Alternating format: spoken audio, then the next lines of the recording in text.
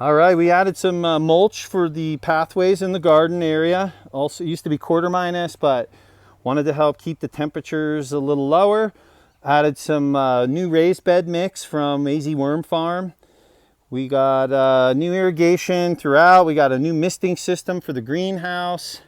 And this again is all and can all be run by the tank.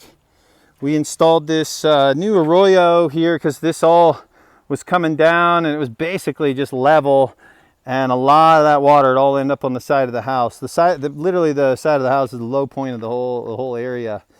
So she was getting a lot of water. So we added all this, used the native rock that we dug up from all of our digging and put it into here.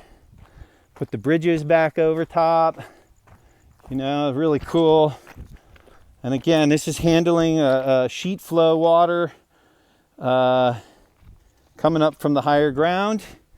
They got a side-by-side that they drive back here, so we put in a nice big 6-inch culvert that connects back up. Whoop, there we go. And down the existing drainage that she had before we got here.